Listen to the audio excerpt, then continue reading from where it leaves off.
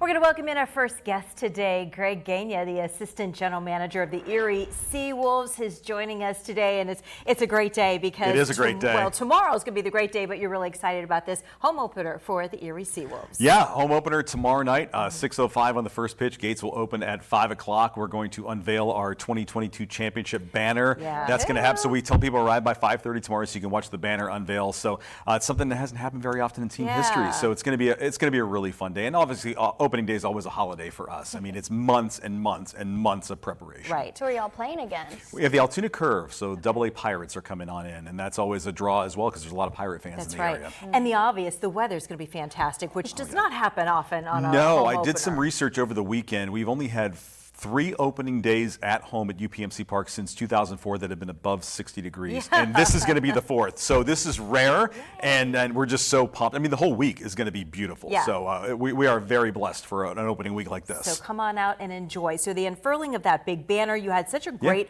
banner season last year, you know, and you've got a lot of that talent coming back. Talk a little bit about what the expectations are for the SeaWolves this year. Yeah, so 25 of the players on our roster have either AA experience or higher. We have a couple of guys who have played in the major leagues on our team this year. So it's a really talented bunch. I don't think we're going to hit as many home runs as we hit last year, but if the first series in Akron was any indication, we're really going to be able to pitch. I mean, our starting pitchers did not allow a run that entire series in Akron. So a lot of talent coming back on the pitching side, and pitching and defense wins ball games, and we were really good at both. And all they need is a little bit of offense when you have really good arms in the pitching staff. Yeah.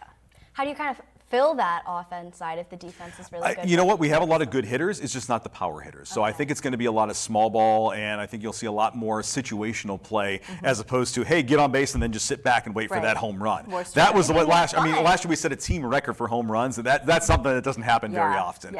So I think it's going to be a lot of manufacturing of runs, and that's a fun brand of baseball because you're going to have a lot more strategy involved. Let's talk about the ball field itself. This is the 3rd season after all the expansion and the updates. What can fans expect this year?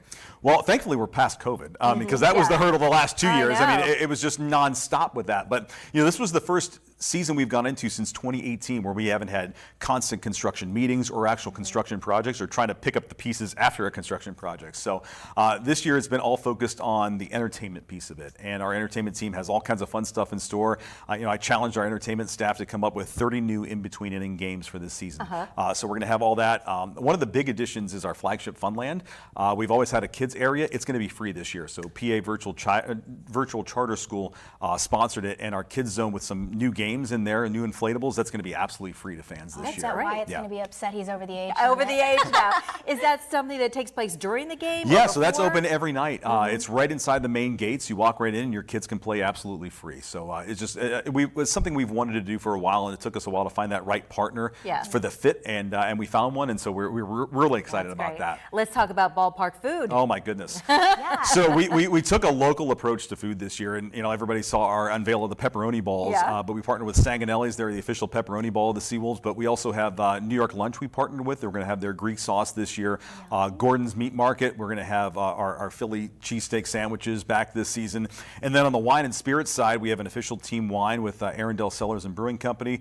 We also deal with Altered State and some specialty drinks with them, including our grog, which is our specialty drink. It's phenomenal if you like that kind of thing. And then Mishka is our official vodka partner. So we have some additions on the food and beverage side this year. Do you remember last year when John Stalin did that live interview with the guy at the grill? Oh yes. Is he back? He's Joe. Back? That's Joe. Joe's there, right? I think Stalin just keeps Joe happy all the time. He puts him on TV so he gets the free hot dogs. That's exactly what that. I see right through that. You've got him figured out. AJ came in this morning with 2 hot dogs fresh from the baseball field. I was like, man, I can't wait for. Yeah, no, they came down earlier today. They were sampling things that'll air tomorrow morning on Erie News Now. So they were excited, and I think AJ was most excited about the beer bats. Oh, yeah. I'm sure. Talk a little bit again about how long it takes to prepare for opening day. So this offseason was a little truncated because we went so deep into the playoffs last year. So we actually, so the season ends later in the middle of September, where we used to end over Labor Day weekend.